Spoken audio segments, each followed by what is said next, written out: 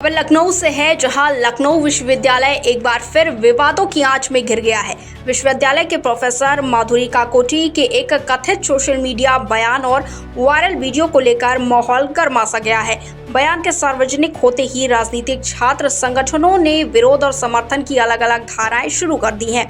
जहां समाजवादी पार्टी के छात्र नेताओं ने प्रोफेसर के पक्ष में मोर्चा खोला है, तो वहीं एबीवीपी ने विरोध करते हुए सख्त कार्रवाई की मांग की है। आइए जानते हैं क्या है पूरा मामला। दरअसल प्रोफेसर माधुरी काकोटी का एक वीडियो सोशल मीडिया पर वायरल हुआ है, जिसमें उन्होंने एक विषय पर बयान दिया जो विश्वविद्यालय के कुछ छात्रों और संगठनों को आपत्तिजनक लगा। ये वीडियो सामने आने के बाद हसनगंज थाने में गंभीर धाराओं में मुकदमा दर्ज कराया गया है। लखनऊ से संवाददाता निखिल रस्तोगी की रिपोर्ट। कश्मीर के पहलगाम में कल 27 लोग मर गए। 27 आप जैसे मुझ जैसे दिखने वाले आम हिंदुस्तानी। 27 भारतीय लोग मर गए और देश की मीडिया अब भी इस वक्त भी लाशों पर अपनी टीआरपी बटोरने में लगी हुई है। उन लोगों से एक वाजिब सवाल नहीं पूछा जो इसके जिम्मेदार हैं। इंटेलिजेंस और इंटरनल सिक्योरिटी में इतनी बड़ी चूक हो गई और होम मिनिस्टर को पता तक नहीं था। अगर सरकार इन सब चीजों की जिम्मेदार नहीं है तो फिर सरकार करती क्या है? मीडिया को छोड़ देते हैं, पर सोशल मीडिया पर भौंकने वाले भाड़े के कुत्ते जो 2 रुपए पर कमेंट के हिसाब से अपनी नफरत की रोटी सेकते हैं, वो भी भारत पर, हिंदुस्तानियों पर हुए इस अटैक को अपनी राजनीतिक गंदी नफरती राजनीति का एजेंडा बनाने पर जुट गए हैं। अगर आपको भी ऐसा लग रहा है ना, तो मैं आपसे एक गुजारिश करना चाहूँ, नफरत के बालू में जो ये शुतुरमुर्ग की तरह अपनी गर्दन तक घुसेड़ के रखी है ना आपने, उसे बाहर निकालिए और सच्चाई को देखिए। This attack is a massive lapse in Hindustan का इंटरनल सिक्योरिटी। वो सिक्योरिटी जिसके जिम्मेदार भारत की सरकार है, अमित शाह है, डिफेंस मिनिस्टर है।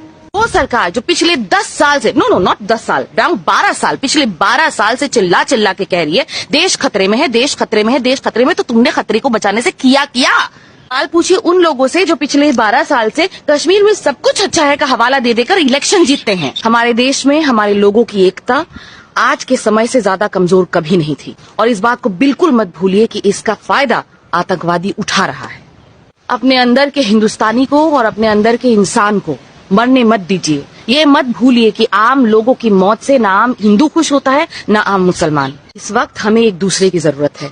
नफरत की इस राजनीति में खुद को बलि मत होने दीजिए। जो 27 लोग मर गए हैं, उन्हें उनकी जी गई जिंदगियों के लिए याद कीजिए। उन्होंने जो अच्छा काम किया है अपने लाइफ में, उसके लिए याद रखिए। उन्हें इस नफरत की राजनीति का हिस्सा बनकर मत रहने दीजिए। इस सरकार से उनकी मौत की अकाउंटेबिलिटी मांगिए। उन्हें जान क्यों गंवानी पड़ी, ये सवाल सरकार से पूछिए। लखनऊ यूनिवर्सिटी की माधुरी काकोटी ने प्रोफेसर के ऊपर जिस तरह सोशल मीडिया पर बयान दिया था, उसको लेकर हसनगंज थाने में तहरीर दी गई थी। उसके बाद मुकदमा भी पंजीकृत हुआ है। हमारे साथ बातचीत करने के लिए है जो उनका कह रहे हैं कि मुकदमा गलत तरीके से किया गया है। क्या कहना है आपका?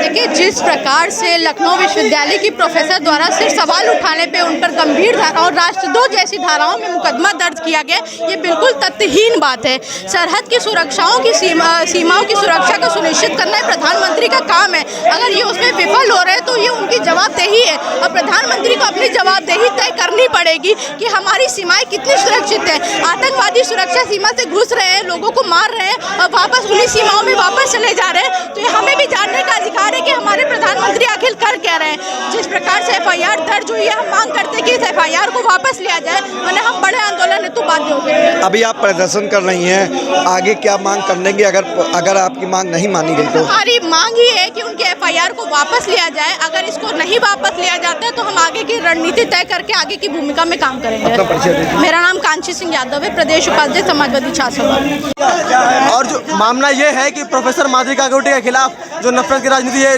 छात्र परिषद के लोग, भाजपा आरएसएस के लोग जो फैला रहे हैं, हम उसको खारिज करते हैं। हमारी मांग है ये लखनऊ यूनिवर्सिटी से कि जो उनके खिलाफ शो कॉज नोटिस लाई गई है उसको रद्द किया जाए। हसनगंज थाने में उनके खिलाफ एफआईआर ला दी गई है। उनका सिर्फ यही कहना है कि जब धर्म पूछकर लोगों को घर नहीं देते हैं, जब धर्म पूछकर लोगों का घर बुलडोज कर देते हैं। आपने देखा अकबर नगर का कितना बड़ा मामला हुआ, जब धर्म पूछकर लोग कई हजारों लोगों को यहाँ से एक जगह से दूसरी जगह विस्थापित कर देते हैं, तो क्या वो आतंकवाद नहीं है? क्या जब मैं पढ़ाने जाता हूँ, ट्यूशन के लिए बात करने जाता हूँ, तो मुझसे पूछते हैं तुम्हारा नाम क्या है? मेरा नाम अगर समर गौतम है तो मुझे ट्यूशन नहीं पढ़ाने को देते हैं, कहते तुम चमार हो। अगर ये आतंकवाद नहीं है तो इनको समझना पड़ेगा असली आतंकवादी कौन है। ये सब अर्बन नक्सल है, इनकी फंडिंग की जांच की जाए। सब जॉर्ज सोरोस के एनजीओ से इनको पैसा आता है। इनकी साजिश सिर्फ और सिर्फ देश को डिस्टेबलाइज करने की, देश को आपस में लड़ाने की है और भारत की संप्रभुता और अखंडता पे खतरा है ये सब लोग। इनका सिर्फ एक ही लक्ष्य है कि भारत डिस्टेबलाइज हो और लखनऊ विश्वविद्यालय का छात्र ये कभी होने नहीं देगा। लखनऊ विश्वविद्यालय का छात्र अंतिम दम तक लड़ेगा और इनकी मीट सीट बजाएगा। और सिर्फ कल तक माधुरी काकोटी अकेले थी, लेकिन आज माधुरी काकोटी अकेले नहीं है। उनके ये छोटे पाले हुए टुटपुजिए ये भी खड़े हो गए हैं। अन्य परिसरों में भी, दूसरे परिसर में भी कई सारे शिक्षक उनके समर्थन में आ रहे हैं और उल्टी सीधी बातें कर रहे हैं। आज हम आए थे वाइस चांसलर से मिलने और वाइस चांसलर को बताने कि आपके परिसर में नए नए शिक्षक नए बयान दे रहे हैं, देश विरोधी बयान दे रहे हैं, उन पर कार्रवाई करने के लिए। लेकिन पुलिस ने हमको रोक लिया, हमको नहीं जाने दिया और पुलिस इन अर्बन नक्सलियों को, इन आतंकवादियों को बिठाया है। वो सब देश विरोधी हैं, सब देश विरोधी हैं। इनके फंडिंग की जांच की जाए, इनके फंडिंग की जांच की जाए। लखनऊ से Nikhil Rastogi, India 24/7 live TV.